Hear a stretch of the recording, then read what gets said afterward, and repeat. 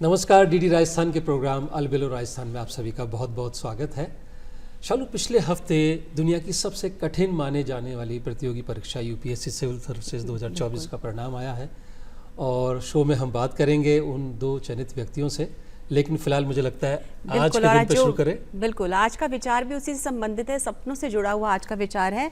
जो स्वामी विवेकानंद ने कहा था, उन्होंने कहा था कि एक समय में एक काम करो और ऐसा करते समय अपनी पूरी आत्मा उसमें डाल दो और बाकी सब कुछ भूल जाओ। और कितनी सही बात थी ये कि जब हम किसी काम को करते हैं और उसको पूरी शिद्दत से करते हैं, पूरी एकाग्रता से करते हैं, तो हम बिल्कुल उस समय उस काम के साथ जुड़ जाते हैं, फिर फल की इच्छा भी नहीं रहती। बिल्कुल, और इतिहास में ऐसे अनेक लोग हुए हैं जिन्होंने पूरी एकाग्रता के साथ, पूरे मनोयोग के साथ कुछ ऐसे काम किए जिससे वो बातें, वो घटनाएं इतिहास बन गई और आज के दिन हम उन्हें रिवाइज करते हैं, याद करते हैं। तो शुरू करते हैं। वर्ष 1916 में आज ही के दिन होम रूल लीग की स्थापना की गई थी। होम रूल आंदोलन ने भारतीय स्वतंत्रता संग्राम में एक महत्वपूर्ण भूमिका निभाई थी। ये बाल गंगाधर तिलक और एनी बेसेंट ने इस मिशन को चलाया था और उसका उद्देश्य भारत के लिए स्वशासन प्राप्त करना था। जी, और आगे चलते और बात करते हैं वर्ष 2008 की, जिसमें आज ही के दिन भारतीय अंतरिक्ष अनुसंधान संगठन यानी कि इसरो ने PSLV C9 के साथ 10 सैटेलाइट्स एक साथ छोड़कर एक नया इतिहास रचा था। जी, और अब बातें करते हैं ड्रेस डिज़ाइनिंग की। दुनिया भर में गांधी फिल्म को कौन नहीं जानता है। 1929 में आज ही के दिन भारतीय फिल्मों की प्रसिद्ध ड्रेस डिज़ाइनर भानु अथैया का जन्म हुआ था। बताना चाहेंगे भानु अथैया को वो पहली इंडियन पर्सन है जिनको एकेडमी अवार्ड यानी कि ऑस्कर अवार्ड से सुशोभित किया गया था 1983 में फिल्म गांधी के लिए। उसके बाद नेशनल फिल्म फेयर अवार्ड लगान के लिए और नेशनल फिल्म फेयर अवार्ड लेकिन फिल्म के लिए भी उन्हें दिया गया था। जी, आगे चलते हैं। वैसे देखा जाए पुनीत, तो एक ही दिन में कितना कुछ होता है, कितने अलग अलग जगहों पर होता है। और वर्ष 1740 में आज ही के दिन मराठा शासक पेशवा बाजीराव प्रथम का निधन हुआ था। आपको बता दें कि मुगल सल्तनत की पूर्ण पतन के लिए यही जिम्मेदार थे। बहुत कुशल सेनापति थे। बिल्कुल। और एक सोशल फैब्रिक को बड़े अच्छे से उन्होंने बुना, लोगों को इंटीग्रेट किया, एक मिशन के लिए लोगों को सामने लेके आए। बड़ा नाम है वो भारतीय इतिहास में। और अब आगे बढ़ते हैं आज के दिन पर। आज कर्मचारी सुरक्षा और स्वास्थ्य दिवस है, world day for safety and health at work. International labour organisation ILO द्वारा इसको मनाया जाता है। इसका उद्देश्य यही है कि व्यावसायिक सुरक्षा, स्वास्थ्य और कार्यस्थल पे संबंधित जो चोटें लगती है उसके बारे में लोगों को जागरूक करना है। तो आपके और हमारे घर से हम शुरुआत कर सकते हैं कि हमारे आसपास जो भी डोमेस्टिक हेल्प के लिए लोग आते हैं उनके जीवन के लिए, उनके वेलफेयर के लिए, उनकी तबीयत के लिए, उनके सुरक्षा के लिए हमें निरंतर प्रयासरत रहना चाहिए, क्योंकि अल्टीमेटली वो भी इंसान है। और अब आगे बढ़ते हैं। सिविल सर्विसेज की हम बात करना चाहेंगे कि 9.9 लाख अभ्यर्थियों ने आवेदन किया था और लगभग 1009 कैंडिडेट्स इसमें चयनित हुए हैं। और आज हम स्वागत करना चाहेंगे हमारे दो खास मेहमानों का। आदित्य आचार्य, UPSC सिविल सेवा परीक्षा 2024 में चयनित, 96th रैंक है आपकी, आपका बहुत बहुत स्वागत है। Thank you.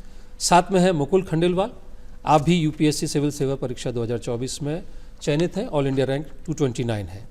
दोनों का बहुत बहुत स्वागत है। चलो, हम जीवन में जो भी काम करते हैं सपने से पहले शुरुआत होती है। बिल्कुल। सपना आपका अपना हो सकता है, आपके परिवार का हो सकता है, या सब्सिक्वेंटली जीवन के जैसे जैसे आगे बढ़ते हैं तब भी नए सपने जन्म लेते हैं। तो आपसे जानना चाहेंगे आदित्य कि सिविल सेवा जैसा कि पूरी दुनिया में कठिन परीक्षा के तौर पर माना जाता है और 10 लाख के आसपास लोग इसमें फॉर्म भर रहे हैं, सिलेक्शन 1000 के आसपास लोगों का है, तो आप रेशो देखिए सक्सेस का या फाइनलिस्ट का इतना कम है, तो सपना वाकई में काफ़ी बड़ा है। तो इतने बड़े सपने की शुरुआत कैसे हुई? इस सपने की शुरुआत 12वीं कक्षा के तुरंत बाद हो गई थी। मेरे पिताजी है जिन्होंने मेरे को इसके प्रति मोटिवेट किया।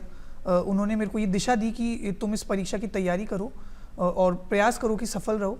और मुझे इस बात की बहुत खुशी है कि करीबन 6 साल के अथक प्रयास के बाद मैं इस परीक्षा में सफल रहा हूँ और मेरी ऑल इंडिया रैंक 96 आई है। बिल्कुल, और आपको खुशी और हमें गर्व है कि हम आपसे बात कर पा रहे हैं और हमारे दर्शक आपसे सीधा आपको देख पा रहे हैं और आपकी जर्नी के बारे में जानना चाह रहे हैं। मुकुल, आसान नहीं होता, आपका सपना और आपकी यात्रा कैसी रही? ये सपना सिर्फ मेरा सपना नहीं है, ये सपना हमारी सोसाइटी का, फैमिली का और जितने भी लोग होते हैं जो इस स्ट्रगल में पार्टिसिपेट करते हैं उन सबका सपना होता है कि वो यूपीएससी में चयनित होए। मेरा सपना स्टार्ट हुआ जब मैंने इंडियन ऑयल ज्वाइन किया। उसके बाद मेरी wife is also preparing for UPSC, तो उनके साथ साथ मैंने भी प्रिपरेशन स्टार्ट की। उसके अलावा मेरी फैमिली, जो मेरे फादर है, वो हमेशा मेरे एक इंस्पायरिंग फिगर रहे हैं। उन्होंने हमेशा सही काम किया है। उसको देख के मेरे को हमेशा लगता था कि मुझे भी इस प्रकार का ही व्यक्ति बनना है। तो इसलिए मेरा सपना बना कि आखिरकार मुझे एक ऐसी परीक्षा में बैठना है जिसमें मैं समाज के लिए काफ़ी चीज़ें कर सकूं। जी, क्या परिवार में कोई ऐसा कोई व्यक्ति रहा है जो सिविल सेवा से जुड़ा हुआ रहा है आप दोनों के परिवार में? मेरे परिवार में तो कोई ऐसा व्यक्ति नहीं रहा है। मेरे भी परिवार में ऐसा कोई व्यक्ति नहीं। तो आप फर्स्ट जनरेशन व्यक्ति हैं जिन्होंने डेयर किया to attempt such a big dream. यात्रा पर चलेंगे कि जब आप सपना देखते हैं, बुनते हैं, तो उसके एग्जीक्यूशन के लिए एक कठिन तैयारी की आवश्यकता होती है, बहुत मेटिकुलस तैयारी की ज़रूरत होती है। तैयारी पर बात करना चाहेंगे कि किस तरह की तैयारी, कब से शुरू की, डिटेल में जानेंगे कि आपने खुद से किया या बाहर के सपोर्ट रहे, या किस तरह से आपकी मेंटरिंग की गई? जब मैं फर्स्ट ईयर में आया अपने कॉलेज के, तो उस समय मैंने ऑलमोस्ट इस परीक्षा की तैयारी चालू कर दी थी। और शुरुआत में क्योंकि मेरा कॉमर्स बैकग्राउंड है, मेरी आर्ट्स में इतनी पढ़ाई थी नहीं, तो शुरुआत में मैंने कोचिंग ली। पर उसके बाद जब मेरा फाउंडेशन हो गया स्ट्रॉन्ग, तो उसके बाद मैंने ज़्यादातर तैयारी इस अटेम्प्ट के लिए खुद ही करी है। सेल्फ स्टडी पर ही मेरा जोर रहा है। तो मैं समझता हूँ कि सेल्फ स्टडी बहुत ज़रूरी है इस परीक्षा को क्लियर करने में। बाहर से जो हमें सहायता मिल सकती है कोचिंग के माध्यम से, वो बेस तो बना सकती है हमारा बहुत स्ट्रॉन्ग, पर सफलता के लिए ये बहुत ज़रूरी है कि हम खुद बैठ के 8 से 10 घंटे पढ़ाई करें, और पढ़ाई करके छोटे टारगेट बना के उन्हें क्रियान्वयन करें उनका, और उसके बाद हम उसे जब एग्ज़ाम परीक्षा आ जाए तो बहुत सारे मल्टीपल राउंड ऑफ रिवीजन के बाद उसे हम डिलीवर कर पाएँ। तो ये बहुत आपने ज़रूरी एक तो कहा कि छोटे टारगेट्स बनाएं जी, और डेली टारगेट्स के तौर पर कह सकते हैं जिन्हें हम, और फिर रिवीजन के लिए ज़्यादा समय दें जिससे कि आप उस वक्त पे कोई कन्फ्यूजन नहीं हो। शुरुआत में ऐसा देखा जाता है कि चलो इंटरनेट के दौर में बहुत इंफॉर्मेशन अवेलेबल है, किताबें, यूट्यूब पर बहुत सारा कंटेंट अवेलेबल है। पहले जो सफल हो चुके हैं वो भी अपने स्टडी मटेरियल नोट्स शेयर कर देते हैं आजकल इंटरनेट पर। तो ऐसे में आपको नहीं लगता कि कन्फ्यूजन की स्थिति शुरू में रही होगी? आपने कैसे उसको ओवरकम किया?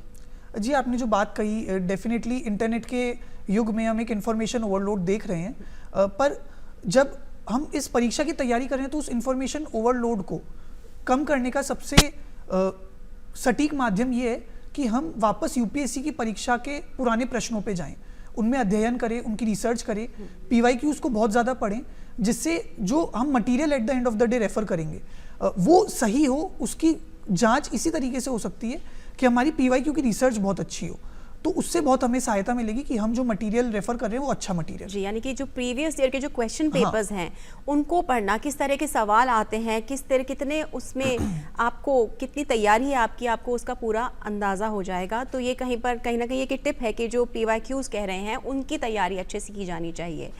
आपसे बात करते हैं, आप तो विद्यार्थी जीवन में थे, आप पढ़ रहे थे, लेकिन आप एक वर्किंग प्रोफेशनल हैं, जिम्मेदारियां हैं, परिवार है, साथ में समय भी बहुत बटा हुआ होता है क्योंकि आपको आपके जॉब को भी पूरा समय देना बहुत ज़रूरी होता है।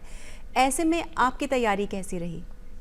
मैंने परीक्षा की तैयारी स्टार्ट 2020 एंड में की। मैं कोई फाउंडेशन कोर्स नहीं ले सकता था क्योंकि उसमें बहुत टाइम कंज्यूम होता है, तो मैंने most of the studies self study की है। सेल्फ स्टडी के बाद प्रीलिम्स क्लियर होने के बाद मैंने फोकस किया मेंस टेस्ट सीरीज़ में। तो उसके लिए मैंने कोचिंग ली क्योंकि मेंस के लिए एक डिफरेंट पैटर्न चाहिए, एक राइटिंग स्किल्स चाहिए। उसके लिए मैंने 1-2 कोचिंग ली, जिसमें नेमली राउस IAS की मैंने कोचिंग, हम बिना नाम बता सकते हैं। ओके, मैंने एक कोचिंग ली जिसमें मैंने मेंस टेस्ट सीरीज़ की। उसके अलावा पहले प्रयास में मैंने मैथमेटिक्स एज ए ऑप्शनल लिया।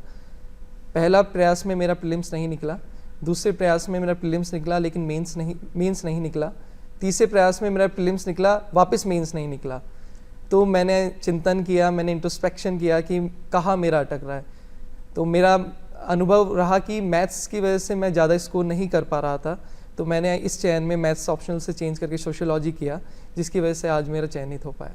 जैसा आपका बैकग्राउंड है, आप NIT सूरत में आपने अध्ययन किया, कंप्यूटर इंजीनियरिंग में आपने पढ़ाई की, और फिर आपने गेट के एग्जामिनेशन के ज़रिए इंडियन ऑयल में सर्व किया। एक लंबी टाइम आपने 7 वर्ष के आसपास सेवाएं दी अपनी वहाँ पर, और ऐसे में फिर अचानक से जो ये शिफ्ट बनाया, तो आपको नहीं लगा कि एक हर्डल, क्योंकि सेवा में जब हम चले जाते हैं तो पढ़ने का माइंडसेट नहीं रहता है, तो ऐसे में ये किक कैसे आपको मैनेज किया आपने कि भाई मैं नौकरी भी करूं और साथ साथ पढ़ने का टाइम भी निकाल पाऊं?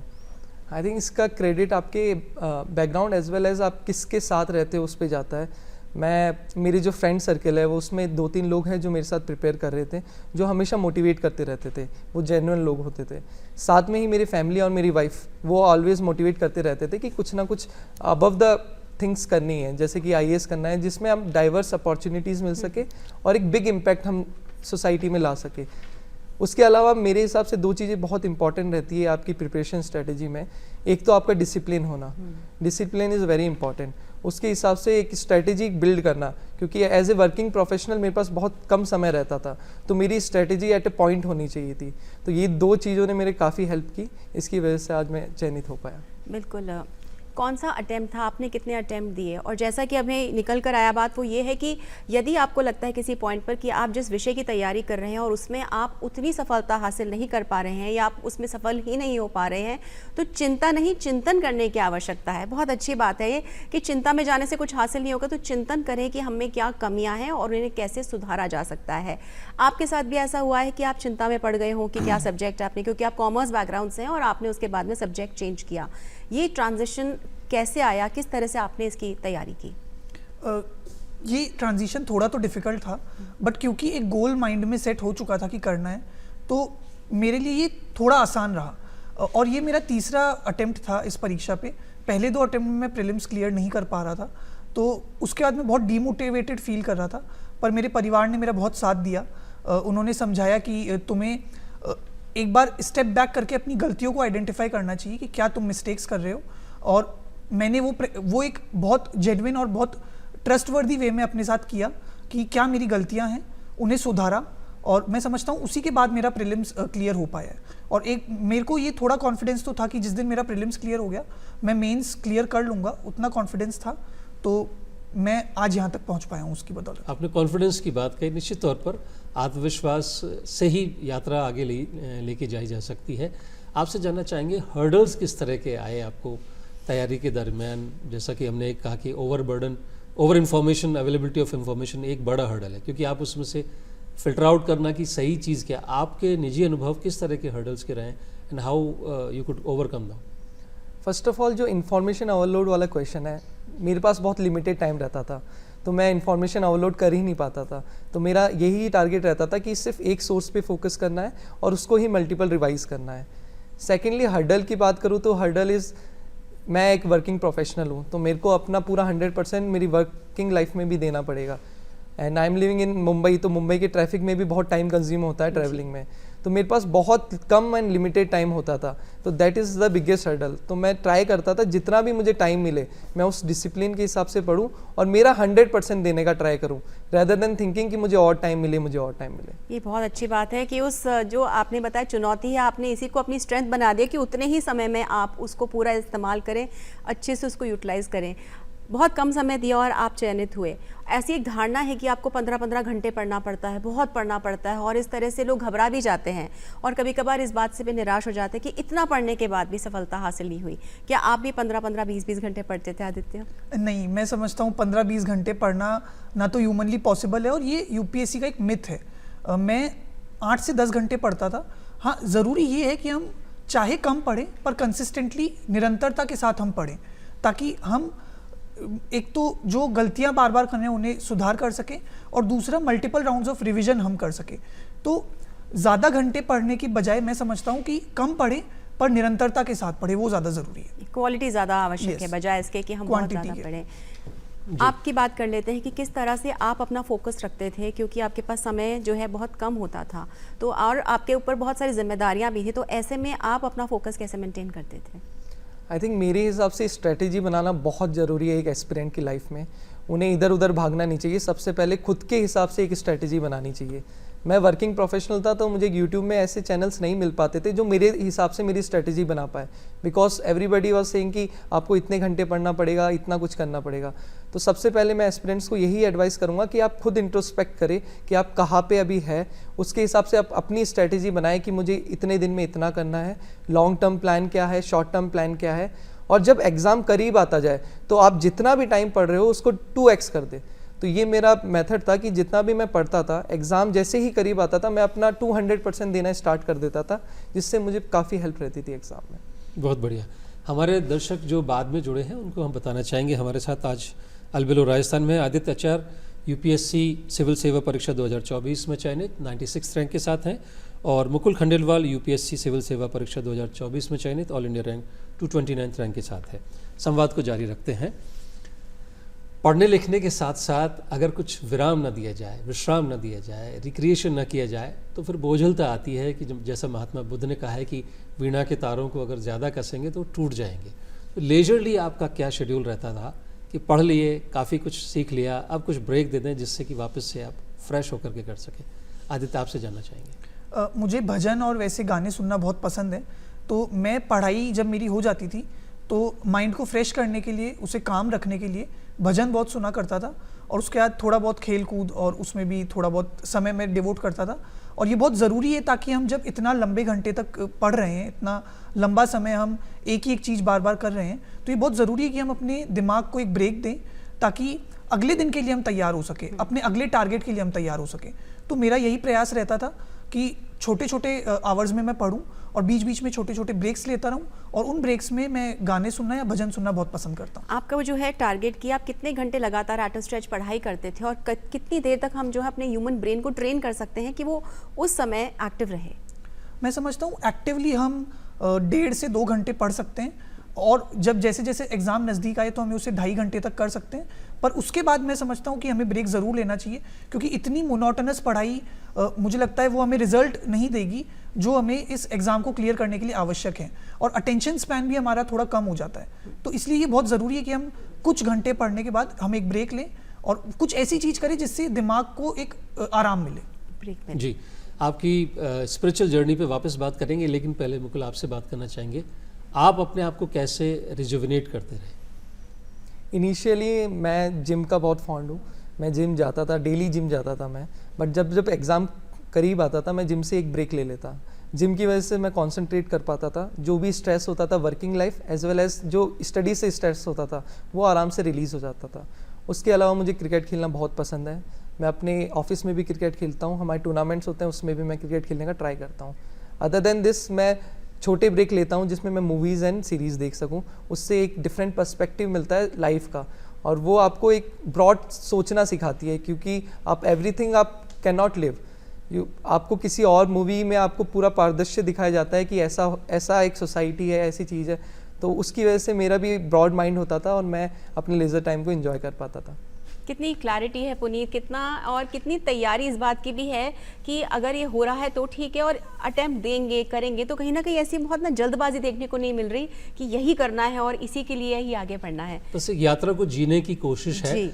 आदित्य, आपके पास आते हैं, जैसा आपने कहा कि आप भजन सुनने का आपको आनंद आता रहा है, तो स्पिरिचुअल जर्नी बहुत इंपॉर्टेंट होती है। जैसा शालू आपने शुरुआत में स्वामी विवेकानंद के कोट से शुरू की थी कि लोगों को लगता है कि स्पिरिचुअलिज्म एक वो गतिविधि है जो towards the end of life करनी चाहिए, जबकि स्पिरिचुअल प्रैक्टिसेस आपके डेली रूटीन का पार्ट होना चाहिए। तो कैसे आपका ये रुझान बना? क्या माता पिता से ये संस्कार मिले या परिवार के और किन्हीं लोगों से आपको ये सब प्रेरणा मिली? हाँ, ये ज़रूर है कि ये संस्कार शुरुआत में मुझे माता पिता से ही मिले, और मैं समझता हूँ कि स्टूडेंट लाइफ में स्पिरिचुअलिटी का रोल होना थोड़ा तो ज़रूरी है ताकि हम स्ट्रेस कम कर पाएँ।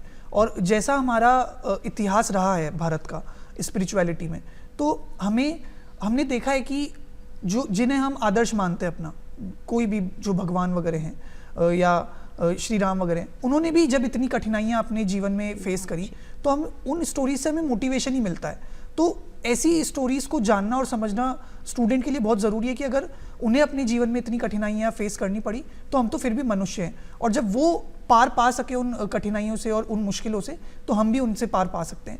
मेरा उद्देश्य भजन सुनने का यही रहता था, या ऐसी गतिविधियों का यही रहता था कि एक तो स्ट्रेस भी रिलीज़ हो और इन ऐसी कहानियों से, ऐसी रचनाओं से मोटिवेशन भी मिले कि आज अंधेरा है पर कल सवेरा ज़रूर होगा। बहुत सुंदर।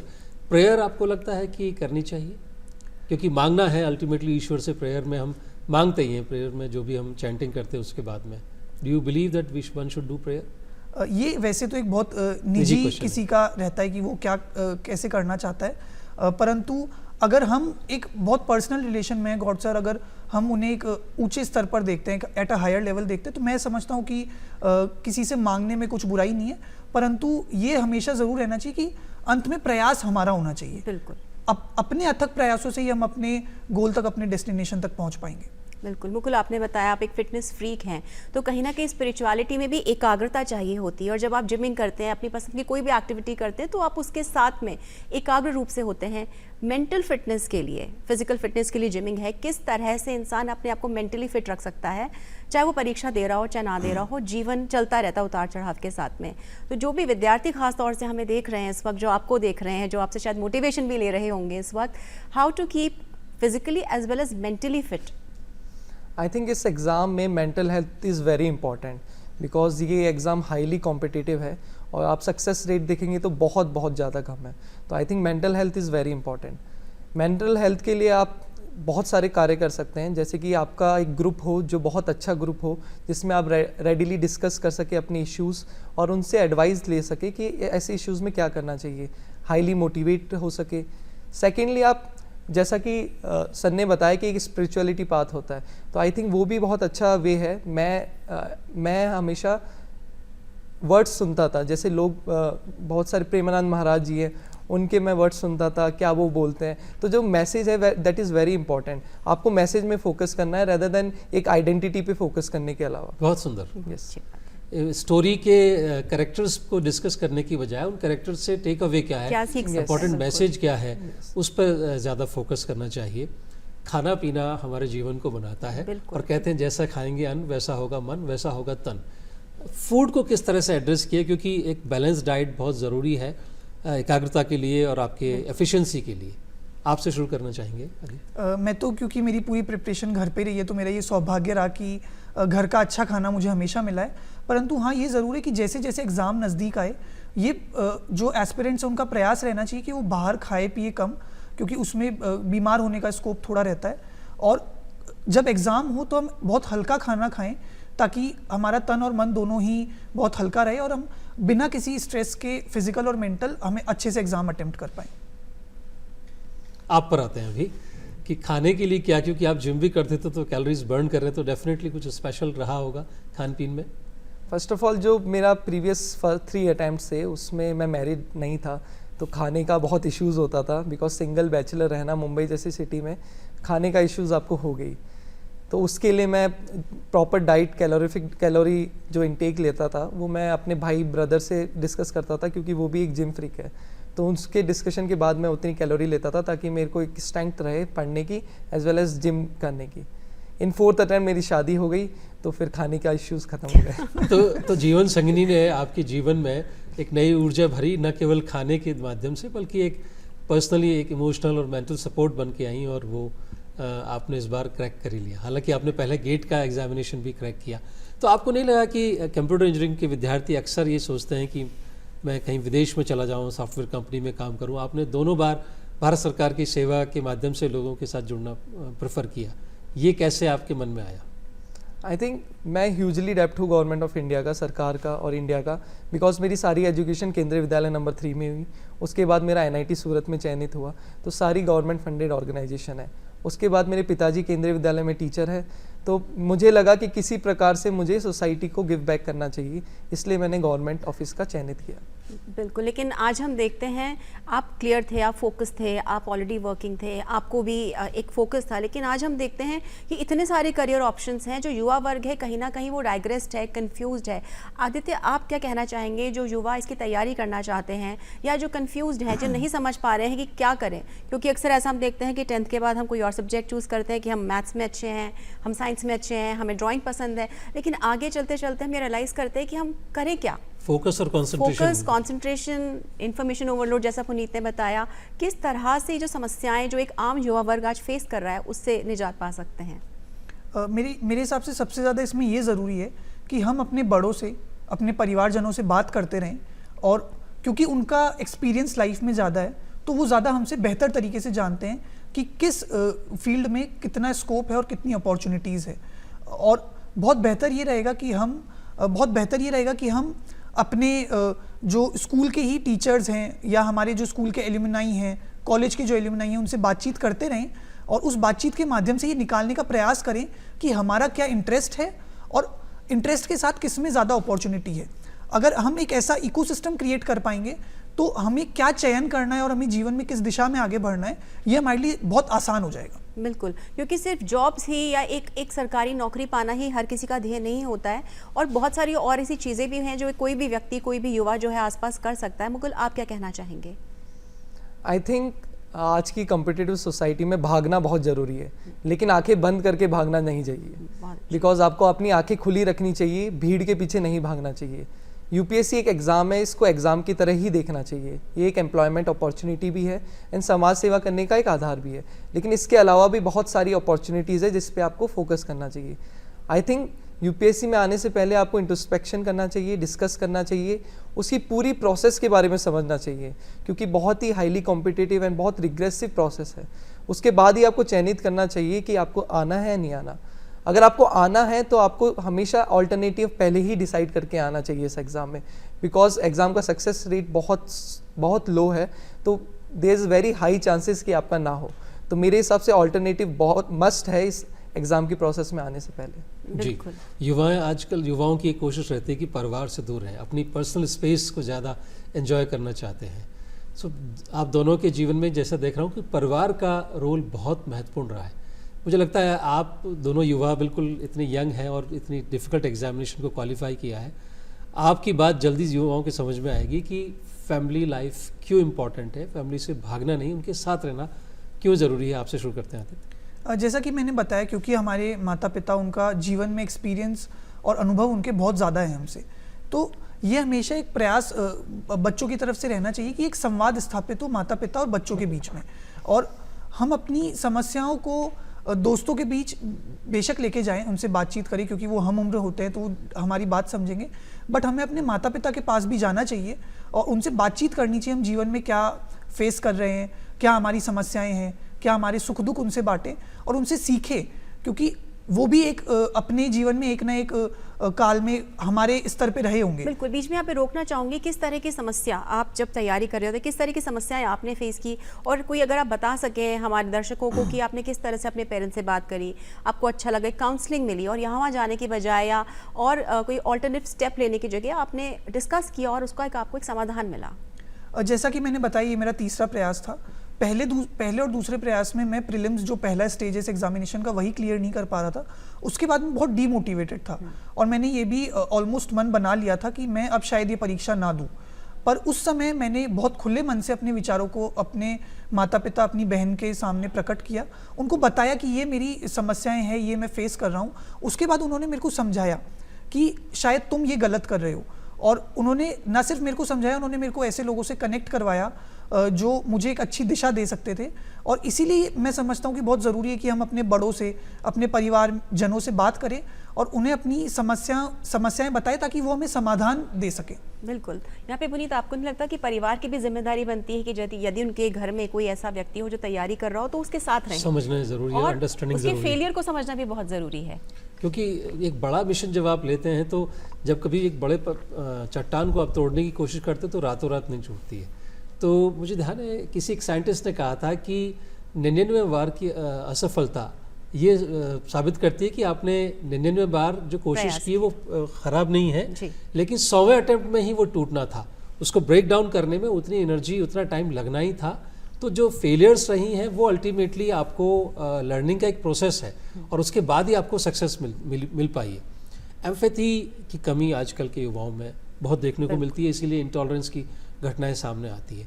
आप दोनों चूँकि जिस मार्ग पर अब चल रहे हैं, पूरा जीवन जो है पब्लिक सर्विस के लिए ही है। एम्पैथी इज़ अ की, विल प्ले अ की रोल इन दैट। एम्पैथी क्यों ज़रूरी है एक इंसान के खुश रहने के लिए भी, न केवल सेवा के लिए ही? एम्पैथी बहुत ज़्यादा इसलिए भी ज़रूरी है क्योंकि ये हमसे हमारी एक्सपेक्टेशन को कम करती है और हमें ये दिशा देती है कि हम कैसे दूसरों की समस्याओं को समझ सकें।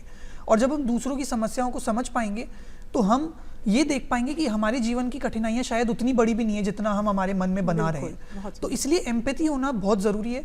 और सिविल सेवा में तो ये और ज़्यादा इसलिए भी ज़रूरी हो जाता है क्योंकि कार्य आपका ऐसा है कि आपको जहाँ दूसरों की मदद करनी है, एक संवाद स्थापित करना है उनके साथ, आप सरकार के नुमाइंदे बन के उनके बीच जाएंगे और उनकी समस्याओं को ना सिर्फ समझेंगे बट उनके निवारण का प्रयास करेंगे। इसलिए मैं समझता हूँ एम्पैथी होना इस स्टेज पे लाइफ में बहुत ज़्यादा ज़रूरी है। मुकुल, आपने बताया आपने भी कई अटेम्प्ट दिए, लेकिन आजकल हम देखते हैं और बहुत दुख होता है देखकर कि जो एकदम युवा वर्ग हैं वो एक सपना लेकर जाते हैं, कोचिंग ज्वाइन करते हैं, अपना घर छोड़ते हैं, गाँव छोड़ते हैं, और एक बार सपना नहीं पूरा हो जाता या आसपास वाले बोल देते कि नहीं तुम नहीं कर सकते, वो अपने सपने के साथ साथ अपने जीवन का भी अंत कर देते। तो ये बहुत दुखद बात होती है। हम देखते हैं कि कितने सारे स्टूडेंट्स हैं जो IIT की प्रिपरेशन करते हैं लेकिन गिव अप कर देते हैं, और आपने तो ये सालों साल इस एग्ज़ाम को क्लियर करने के लिए दिए हैं। ऐसे स्टूडेंट्स से जो बहुत जल्दी ब्रेक डाउन हो जाते हैं, जैसा कि कहा एम्पैथी नहीं है, टॉलरेंस नहीं है, पेशेंस नहीं है, घबरा जाते हैं, उनसे क्या कहना चाहेंगे आप? मैं यही कहना चाहूँगा कि हमेशा ट्राई करें सॉल्यूशन फाइंड करने का। प्रॉब्लम्स खूब सारी है लाइफ में, आप अभी प्रॉब्लम फेस करेंगे, आगे भी प्रॉब्लम फेस करेंगे, लाइफ के एंड तक आप प्रॉब्लम फेस करते रहेंगे, लेकिन द इम्पॉर्टेंट थिंग इज़ कि आपको सॉल्यूशन फाइंड करना ही पड़ेगा। और लाइफ एंड करना इज़ नॉट ए सॉल्यूशन, बहुत सारे सॉल्यूशन है। हम जब भी देखते हैं 10th class fail, 12th class fail, तो वो बहुत शॉर्ट थिंग होती है, आप बहुत ब्रॉड नहीं सोच रहे होते कि 12th फेल करके भी लोग बहुत आगे जा चुके हैं। तो आई थिंक मैं यही कन्वे करना चाहूँगा कि कुछ भी ड्रास्टिक स्टेप आपको नहीं लेना चाहिए, क्योंकि ये एक पार्ट ऑफ योर लाइफ है, ये आपकी लाइफ नहीं है, ये एक एग्ज़ाम है जो आपकी लाइफ कभी नहीं बन सकता। तो मेरा यही संदेश रहेगा कि life is beyond this exam, beyond any exam. तो enjoy the life and study as much as you can. क्या बात है, बहुत सुंदर, बहुत सुंदर। गूगली क्वेश्चंस की बात हमेशा होती है, यूपीएससी की बात होती है। फॉर्चुनेटली अभी तक हमने कोई गूगली क्वेश्चन आपको दिया नहीं है लेकिन जब भी यूपीएससी की बात आती है तो लोग गूगली क्वेश्चंस की बात करते हैं कि उनके मीनिंग कुछ अलग होते हैं या आपको इनकन्वीनियंस पहुंचाने की नीयत होती है कि भाई आप ऐसी परिस्थिति में जवाब क्या देते हैं। वो महत्वपूर्ण होता है, सही गलत से ज़्यादा आपका state of presence of mind जांचने की कोशिश होती है। उस तरह का कोई अनुभव रहा हो तो वो आप जानना चाहेंगे, कोई इंटरेस्टिंग वाकया उस वक्त रहा हो इंटरव्यू में? चूँकि मैं JNU से हूँ तो मेरा पहला ही सवाल गूगली सवाल था एक तरीके से। मैं जैसे ही बैठा तो चेयरमैन सर जो थे उन्होंने मेरे से पूछा कि मैं 615 एक नंबर बोल रहा हूँ, इससे तुम्हारे दिमाग में क्या आता है? तो एक सेकंड के लिए तो मैं सोच नहीं पाया कि ये 615 क्या है, बट तुरंत मुझे याद आया कि 615 जो JNU से बस गुजरती है DTC की वो है। तो ये मेरे लिए बैठते ही एक तरीके से पहला गूगली सवाल था, बट इसको मैं प्रेजेंस ऑफ माइंड के साथ आई थिंक अच्छे से टैकल कर पाया। बहुत बढ़िया। तो प्रेजेंस ऑफ माइंड आपकी थी, इसीलिए आप उसको इजीली हैंडल कर पाए। आपके गूगली सवाल के बारे में जानेंगे। मेरा भी पहला गूगली सवाल बाय इंटरव्यूअर वाज दैट कि जो 10 किलोमीटर पर स्टेप आजकल बहुत पॉपुलर है वो कहाँ से स्टार्ट हुआ है। तो लेकिन मैं इसका जवाब नहीं दे पाया बिकॉज मुझे पता नहीं था, तो मैं इस गूगली को हैंडल नहीं कर पाया था। तो आपने कंफर्टेबली एक्सेप्ट किया कि मुझे नहीं जानकारी है? यस, आई हैव सेड कि ये आंसर मुझे नहीं आता। इंटरव्यू तक बहुत कम लोग पहुंच पाते हैं और इंटरव्यू कहा जाता है कि सबसे मुश्किल फेज़ इसलिए माना जाता है क्योंकि आपके किसी भी पहलू से कुछ छुपा नहीं रह जाता है। आप जो वास्तविक हैं वही वो जानने की कोशिश करते हैं और अगर आप मास्किंग कर रहे हैं तो वो भी पकड़ने में आ जाती है। सो इंटरव्यू का जो प्रोसेस है, क्योंकि ये सब कुछ किताबों में लिखा हुआ नहीं मिल सकता है, तो वो जानकारी हम चाहेंगे, आपसे जानना चाहेंगे मुकुल। इंटरव्यू की क्या तैयारी रही, किस तरह का फेज़ रहा, वो जो भी आपका आधा पौने घंटे का समय था, किस तरह की स्टेट ऑफ माइंड से आप गुजरे उस वक्त? मैंने इंटरव्यू की तैयारी एक कोचिंग इंस्टीट्यूट से की जिसका इंटरव्यू गाइडेंस प्रोग्राम था। उसमें उन्होंने बहुत सारे टॉपिक्स करवाए जिसका रेलेवेंस करंट अफेयर से था। उसके अलावा मैंने 4 to 5 मॉक इंटरव्यूज़ दिए जिससे मुझे पता लगा किस किस फील्ड में मुझे इम्प्रूव करने की आवश्यकता है। इंटरव्यू वाले दिन ऑफ कोर्स बहुत ज़्यादा हेजिटेशन होती है, नर्वसनेस होती है। जब आप उस गेट के करीब जा रहे होते हैं तो आपको पता लगता है कि आपने इतना स्ट्रगल किया है 4 साल, अगर आपने ये अच्छा नहीं किया तो you will be out of the list. तो वो बहुत नर्वसनेस होती है, बट उस वक्त मैंने अपने नर्वसनेस को कंट्रोल किया। मैंने सोचा कि rather than focusing on the goal, process में फोकस ज़्यादा करें, आप प्रोसेस पे फोकस करें। अगर होगा तो अच्छा है, नहीं होगा तो इट विल बी कुछ और अच्छा होने वाला होगा। तो जाने से पहले मैंने अपने आप को ये समझाया। फिर जाने के बाद मैंने जितना हो सके उतना रिफ्लेक्ट करने की कोशिश की अपने आप को, but rather than reflecting total potential मैं शायद तक पूरा रिफ्लेक्ट नहीं कर पाया, जिसकी वजह से मेरे इंटरव्यू में थोड़े कम मार्क्स रह गए। जी, इंटरव्यू का सफ़र आपका कैसे तैयारी रही? क्या मुश्किलात आपके मन में, क्या धड़कनें बढ़ रही थी आपकी? बीपी ऊपर नीचे हो रहा था, मुंह सूख रहा था, क्या था उस वक्त का अनुभव? ये मेरा पहला इंटरव्यू था तो नर्वसनेस तो बहुत ज़्यादा थी। और जैसा इन्होंने बताया वो बात बहुत सही है कि जब आप जा रहे होते हैं कमरे की तरफ तो आपको अपने पूरे प्रिपरेशन के जितने टाइम से आप कर रहे हैं 5-6 साल, वो पूरे याद आ जाते हैं कि शायद इसी दिन के लिए हमने इतना प्रयास किया था। पर उस समय में ये सोचना बहुत ज़्यादा ज़रूरी है हमारे लिए कि हमें अपने माइंड को बहुत काम रखना है, और हमें जो इंटरव्यूअर जो सवाल पूछना चाह रहे हैं वो बहुत गौर से सुनना बहुत ज़्यादा ज़रूरी है। क्योंकि अक्सर ये होता है कि इंटरव्यूअर सवाल कुछ पूछ रहा होता है, पर क्योंकि हम बहुत नर्वस होते हैं तो हम उसको इंटरप्रेट ढंग से नहीं कर पाते और जवाब कुछ गलत दे बैठते हैं। तो बहुत एक्टिवली हमें उस मोमेंट में प्रेजेंट रहना है और हमें इंटरव्यू के सवाल बहुत अच्छे से सुनने हैं और ये प्रयास करना है कि हम ये दिखाएं कि हम एक बहुत ऑनेस्ट आदमी हैं, और अगर हमें कुछ नहीं आता तो हमें बहुत हम्बली और बहुत ऑनेस्टली एक्सेप्ट कर लेना चाहिए कि ये चीज़ हमें नहीं आती, और हमें ऐसा दिखाना चाहिए कि हम जाएंगे और इसके बारे में ज़्यादा पढ़ेंगे, ज़्यादा जानेंगे और प्रयास करेंगे कि हम एक बेहतर और एक ऐसे व्यक्तित्व के रूप में आए जो सीखना चाहता है जीवन में।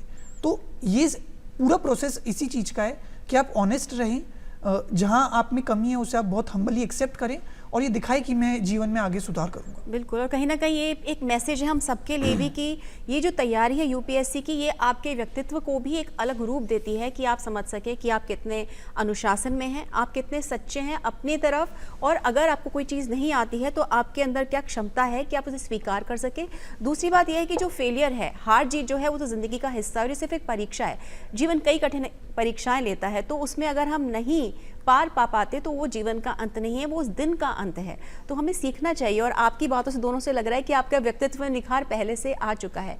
आसपास के जब आप यूथ को देखते हैं आजकल, आप लोग तो फोकस थे, आपके दिमाग में सपना था, आप उस दिशा में आगे चल रहे थे। आपसे शुरुआत करते हैं कि अपने आसपास बहुत हर प्रकार का व्यक्ति होता है, तो जब आप अपने आसपास यंगस्टर्स को देखते हैं और देखते हैं कि वो डाइग्रेस्ड है या बहुत सोशल मीडिया से इन्फ्लुएंस्ड हैं, बुक रीडिंग की हैबिट्स तो बिल्कुल ख़त्म सी हो गई हैं, किस तरह से कोई इंसान जो कुछ करना चाहता है, उस कंपनी से हटना चाहता है और अपने आप को फोकस करना चाहता है, वो क्या कर सकता है? आई थिंक डिजिटल मीडिया के वर्ल्ड में बहुत बहुत मुश्किल है आपको फोकस पैदा करना। फोकस अगर आपको पैदा करना है तो आपको एक ब्रेक लेने की बहुत आवश्यकता है। आपको अपने डिजिटल मीडिया यूजेस को एक रेगुलेट करने की बहुत आवश्यकता है कि आप इतने समय तक ही डिजिटल टूल्स यूज़ करेंगे। उसके अलावा मेरे हिसाब से आपको डिजिटल टूल्स पॉजिटिवली यूज़ करने चाहिए। जैसे कि मैं अपनी लाइफ में बहुत सारे एप्लीकेशंस यूज़ करता था जो कि मुझे तैयारी में हेल्प करते थे, मेरे को प्लान करने में हेल्प करते थे। जब युवा खुद से कुछ लिखेगा, लाइक डायरी लिखेगा, खुद का प्लान लिखेगा, तो वो अपने आप इंट्रोस्पेक्ट होगा कि what he is doing wrong in his process. तो मैं यही सजेशन दूंगा कि हमेशा ट्राई करें कि खुद से कुछ लिखे, चाहे वो पेपर में लिखे, चाहे डायरी में लिखे, चाहे ऑनलाइन लिखे, ताकि वो इंट्रोस्पेक्ट कर पाए कि हाँ ये चीज़ें गलत हो रही है। अदर देन दिस आप हमेशा पेरेंट्स से डिस्कस करें, अपने फैमिली से डिस्कस करें, अपने कलीग से डिस्कस करें जो जेन्युइनली आपके फ्रेंड है, रेदर देन ओनली आपके साथ घूमने का ट्राई कर रहे हैं। तो आई थिंक अगर ये सब चीज़ें आप करेंगे तो अपने आप उस डिजिटल टूल और जो डिजिटल ने आपको जकोड़ रखा है उससे बाहर आ पाएंगे। जी, निजी लाल किताब जिसको हम कहते हैं कि आपकी पर्सनल डायरी, जब भी तैयारी के फेज़ में हम होते हैं तो अपने पर्सनल नोट्स लेते हैं, लेकिन लिखना बोलने से ज़्यादा मुश्किल है क्योंकि आपको कंसाइज करना होता है और सही शब्दों के चयन के साथ फिर उसमें लिखना होता है। तो इसको स्क्रैच से अगर हम एड्रेस करना चाहें, how to start writing your own page, your notes और थॉट्स, व्हाटएवर। मैंने जो अपने नोट्स बनाए थे, मैंने सारे नोट्स डिजिटल नोट्स बनाए थे। मैंने कभी भी मैनुअल नोट्स जो फिजिकल नोट्स नहीं बनाए थे। उसका एक खास रीज़न ये था क्योंकि यूपीएससी एक करंट अफेयर्स ओरिएंटेड एग्ज़ाम भी है, तो आपको डेली बेसिस पे कुछ ना कुछ अपडेट करना पड़ता है। अगर आप फिजिकल नोट्स बना लेंगे तो आपको ऐड करना बहुत मुश्किल हो जाएगा, और फिजिकल नोट आप कहीं पे भी नहीं ले जा सकते, बट डिजिटल नोट्स आपके मोबाइल में एक्सेसिबल रहते हैं, आपके लैपटॉप में एक्सेसिबल रहते हैं, और आप कहीं पे भी जाएंगे तो आप डिजिटल नोट्स पढ़ सकते हैं। तो मेरा पहला प्रयास यही था कि मैं सारे नोट्स डिजिटली मैं राइट कर सकूं। तो मैंने सारी जितनी भी मेरी प्रिपरेशन हुई है, ऑप्शनल, मेंस एंड प्रीलिम्स, मैंने ट्राई किया जितना भी हो सके मैं डिजिटल नोट्स का ही यूज़ करूं। और उसके लिए काफ़ी एप्लीकेशन अभी मार्केट में है, आप कोई सी भी एप्लीकेशन उठा सकते हैं। मैंने वन नोट एप्लीकेशन उठाई थी। बहुत सारी एप्लीकेशन है जो आपको बहुत इंटरेक्टिव यूज़र इंटरफेस देती है, जो आपको बहुत पसंद आएगा कि आप कुछ भी सर्च करना चाहे आप डायरेक्टली सर्च कर सकते हैं।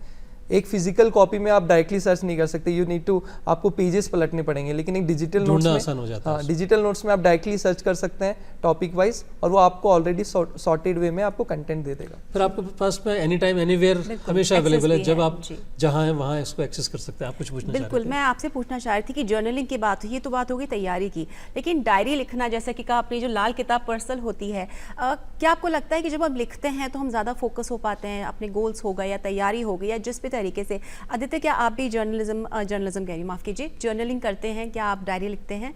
नहीं, मैं डायरी तो नहीं लिखता, बट मैं आपकी बात से एकदम सहमत हूँ कि जब हम लिखते हैं तो प्रयास ज़्यादा होता है और हमें सोचना ज़्यादा पड़ता है, क्योंकि हमें थॉट्स अपने बहुत डायरेक्ट करने पड़ते हैं। तो अगर ये कोई करेगा तो मैं समझता हूँ उससे सहायता तो अवश्य मिलेगी। तो आप भी क्या कोई डिजिटल डायरी यूज़ करते थे? आप किस तरह से करते थे? मैं नहीं करता था डिजिटल कोई भी डायरी यूज़।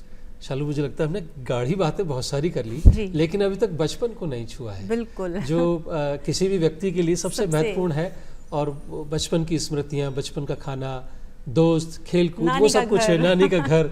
तो बचपन की तरफ बढ़ते हैं। और राजस्थान में जितनी विविधताएं, हम ट्रैवल भी करते हैं, तो राजस्थान से जुड़ी आपकी बचपन की जो भी याद है, उस अगर आप चाहें तो आप शेयर कर सकते हैं। मैं, चूँकि हमारा परिवार बीकानेर से है, तो मुझे याद है जब भी हम बीकानेर जाते थे तो वो बहुत एक हमारे लिए अच्छा अनुभव रहता था। और जब हम छोटे थे तो वहाँ, क्योंकि मेरे बहुत सारे भाई बहन वगैरह हैं, तो खेल कूद में बहुत मज़ा आता था हमें। तो ये बहुत बचपन मेरा बहुत अच्छा रहा है। और जब मैं इवन जयपुर में भी रहता था तो मेरे बहुत सारे दोस्त हैं, उनके साथ खेलना कूदना, ये सब मेरे को बहुत पसंद है। बिल्कुल। आपके बचपन के बारे में कुछ बताइए। मेरे पिताजी केंद्रीय विद्यालय में काम करते थे, तो वो that is a transferable job, तो मुझे इधर से उधर जाना पड़ता था, पूरे राजस्थान घूमना पड़ता था। तो उससे बहुत सारी चीज़ें सीखने को मिली, बहुत सारी चीज़ें इंटरेक्टिव, जैसे डिफरेंट सोसाइटी डिफरेंट तरह से वर्क करती है, हर एक क्षेत्र का एक अलग कार्यरत है, अलग तरीके से काम करते हैं, उनके बच्चे, छोटे बच्चे, हर तरीके से अलग चीज़ होती है। साथ ही मेरे जो फादर केंद्रीय विद्यालय में थे, तो हमें एक सोसाइटी मिलती थी जिसमें हम और टीचर्स के बच्चों के साथ इंटरेक्ट कर सकते थे। उससे मुझे बहुत हेल्प मिलती थी, क्योंकि एक अच्छा पॉजिटिव एटमॉस्फेयर हो पाता था। उसके अलावा मैंने जयपुर से स्टडीज़ की हैं केंद्रीय विद्यालय नंबर 3 में, तो वहाँ पे मेरा पूरा टाइम बहुत अच्छा गया। केंद्रीय विद्यालय ने बहुत ज़्यादा हेल्प की मेरा कैरेक्टर बिल्डअप करने की, मेरी आइडेंटिटी डेवलप करने की। तो मेरा बचपन काफ़ी अच्छा और इंटरेक्टिव रहा है। रिलेशनशिप बैलेंस, चूँकि आप एक फैमिली पर्सन हैं और जॉब में भी हैं, और एक स्टैब्लिश जॉब में है, ऐसा नहीं कि कोई कच्ची नौकरी थी, इंडियन ऑयल की प्रतिष्ठित नौकरी में आप थे। फिर आपके पास में ये ड्रीम बाद में शादी के बाद आया। किस तरह से आपको लगा कि अब मुझे वैवाहिक जीवन की तरफ बढ़ना चाहिए, और फिर आपने यू टर्न लिया और फिर आपने एक डिफ़िकल्ट एग्ज़ाम को अटेम्प्ट किया? आई थिंक वैवाहिक जीवन का डिसीजन मेरा 2023 मेंस के रिजल्ट के बाद आया। मैंने ये सोच लिया था अगर मेंस में हुआ या ना हुआ तो मुझे एक स्टेप आगे जाना ही पड़ेगा, मैं अपनी लाइफ स्टॉप नहीं कर सकता। तो इसलिए मैंने अपनी शादी का डिसीजन लिया कि मेंस के बाद मैं शादी कर लेता हूँ। लेकिन मेरा कभी भी ये नहीं रहा कि मैं यूपीएससी छोड़ूंगा। जो मेरी पार्टनर है, जो मेरी वाइफ है, शी ऑलवेज मोटिवेट मी कि आपको यूपीएससी तो करना ही है। She was also preparing for UPSC. तो उसकी वजह से मेरे को काफ़ी हेल्प हुई, क्योंकि हमेशा अगर आप अकेले तैयारी कर रहे हो तो आपको अकेलापन हमेशा रहेगा। अगर कोई आपके साथ रह रहा है, आपकी हेल्प कर रहा है, आपको रिवाइज करवा रहा है, आपके नोट्स बना रहा है, हर तरह से आपकी सहायता कर रहा है, तो आपको भी एक मोटिवेशन रहती है कि ये सिर्फ मेरी मेहनत नहीं है, ये मेरी वाइफ की भी मेहनत है, मेरे परिवार की भी मेहनत है। तो इन सब की वजह से मुझे हमेशा मोटिवेशन मिलता रहा, और उसकी वजह से मैंने अपने 2024 अटेम्प्ट में अपना 100% दिया, जिसके कारण ये चयन हो पाया। बिल्कुल। तो कहीं ना कहीं जो पार्टनरशिप है वो देखने को मिल रही है। तो अक्सर ऐसा देखने में आ सकता है कि यदि जो हस्बैंड है बहुत बिजी हैं, पहले काम पे जा रहे हैं, फिर पढ़ाई कर रहे हैं, तो पत्नी को बहुत लेफ्ट आउट फील होगा। तो यहाँ पर वो आपकी पार्टनर बन गई और आपके साथ कभी कोई शिकायत नहीं की उन्होंने आपसे? अभी तक तो कभी शिकायत नहीं हुई है, बिकॉज चूँकि एक और 11 की बात है, यहाँ पर दोनों तैयारी कर रहे हैं। वापस विषय पर आते हैं। चूँकि सिविल सेवा में आप पूरे देश को अलग अलग रूल्स एंड कैपेसिटीज़ में सर्व करेंगे, और सोसाइटी एक सोसाइटी का जो फैब्रिक है उसमें कहीं ना कहीं कुछ एलिमेंट्स ऐसे हमेशा रहे, हर दौर में रहे हैं, जिनको रूट आउट करना ज़रूरी है। आज के दौर में हम देखते हैं युवाओं में जिस तरह से नशे की आदत बनी है, या फोकस पर हम ऑलरेडी बात कर चुके हैं, परिवार से दूर जाने की एक इंडिविजुअल फ्रीडम को ज़्यादा फोकस करते हैं। किस तरह से आपको लगता है कि ये समस्याएं जो हैं एड्रेस किया जा सकता है, रूट आउट की जा सकती हैं? आपसे ज़्यादा शुरू करेंगे। सबसे पहले तो ये बहुत आवश्यक है कि जितने भी कानून हैं उनका जो पालन है वो बहुत कड़े तरीके से हो, और हम जो लोग जो समाज कंटक है, जो गलत काम कर रहे हैं समाज में, हम उन्हें ना सिर्फ समाज में चिन्हित करें, उन्हें हम उनका जो उनकी इसके लिए सज़ा है वो भी माकूल तरीके से उन्हें दिलवाएं। उसके अलावा ये बहुत ज़रूरी है कि हम सिविल सोसाइटी जो है उसे स्ट्रॉन्ग करें। वो सिविल सोसाइटी और सरकार मिलके काम करें और ऐसे दिशा में जागरूक करें लोगों को कि ये चीज़ें हमें ज़्यादा आगे तक लेके नहीं जाएंगी। तो इसलिए ये बहुत ज़रूरी है कि हम समाज और सरकार दोनों साथ मिलके चलें और ऐसी समस्याओं का निवारण तभी हो पाएगा जब हम एक होल ऑफ गवर्नमेंट अप्रोच और होल ऑफ सोसाइटी अप्रोच के साथ काम करेंगे। बिल्कुल, लेकिन आसपास जो हमें सोशल इवल्स अभी भी दिखते हैं, हम इतने ज़्यादा एडवांस टेक्नोलॉजीज़ की तरफ बढ़ गए हैं, डिजिटल होने की बात करते हैं, हमें अच्छा बुरा मालूम है, फिर भी हम उसकी तरफ आगे बढ़ते चले जाती हैं। किस तरह की जो हैं कुरीतियाँ हैं या कुछ सोशल इवल से आपको दिखते हैं, और आपको क्या लगता है as a youth what can be done? आप तो एक सर्विस में आ जाएंगे, लेकिन आम व्यक्ति है जो है, जिसे दिख रहा है, कैसे हम उन सोशल इवल से दूर रह सकते हैं या उनको रेक्टिफाई करने की अपना प्रयास कर सकते हैं? सबसे ज़्यादा ज़रूरी यही है कि हम समाज में जुड़ें, समाज से कटे ना। उसके बाद हमें अपने आइडल्स ऐसे सेट करने चाहिए जो अच्छा, जिन्होंने खुद काम किया हुआ हो और हम उनसे कुछ सीख सके, उनसे कुछ पॉजिटिव सीख सके। उसके अलावा जब भी हम कहीं गलत रास्ते पर जा रहे हैं तो ये बहुत ज़रूरी है कि हम एक स्टेप बैक लें और सोचें कि हम जो कर रहे हैं क्या वो सही है भी या नहीं। और अगर हम ऐसा बार बार निरंतर करते रहेंगे तो कुछ गलतियां तो जीवन में अवश्य ज़रूर होंगी, पर अगर हम एक सीखने के प्रयास के साथ हमेशा आगे बढ़ेंगे तो ये गलतियां जो हैं हम वो कम करेंगे और हमेशा सुधार का जो स्कोप है वो हमेशा ज़्यादा रहेगा। आई थिंक हमें रूट कॉज पे फोकस करना चाहिए। आई थिंक जो हमारा चाइल्ड फेज होता है दैट इज़ वेरी इंपॉर्टेंट। अगर उसमें माता पिता या फिर सिविल सोसाइटी, जिनके माता पिता नहीं है, उनको सिविल सोसाइटी अच्छे से नर्चर कर सके तो उनका एक कैरेक्टर बिल्डअप हो जाता है। बिकॉज मुझे भी याद है जो चाइल्ड की मेमोरीज हो जाती है वही आपकी पर्सनैलिटी बनती है। वही आपकी पर्सनैलिटी, क्योंकि that thought is very attached to your conscious.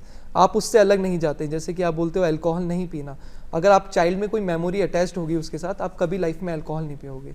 तो I think that is very important. उसके अलावा एक और पॉइंट है कि everybody wants to change others, कोई खुद को चेंज नहीं करना चाहता।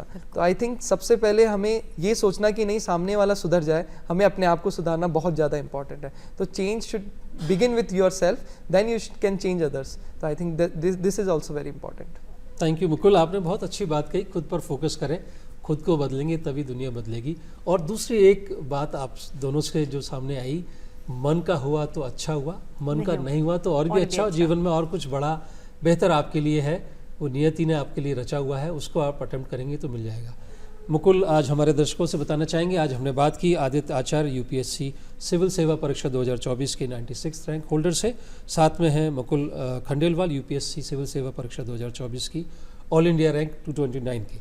आप दोनों को धन्यवाद और आगे आने वाली सेवा के लिए आपको शुभकामनाएं देते हुए दर्शकों से लेते हैं विदा। नमस्कार। Thank you. Thank you.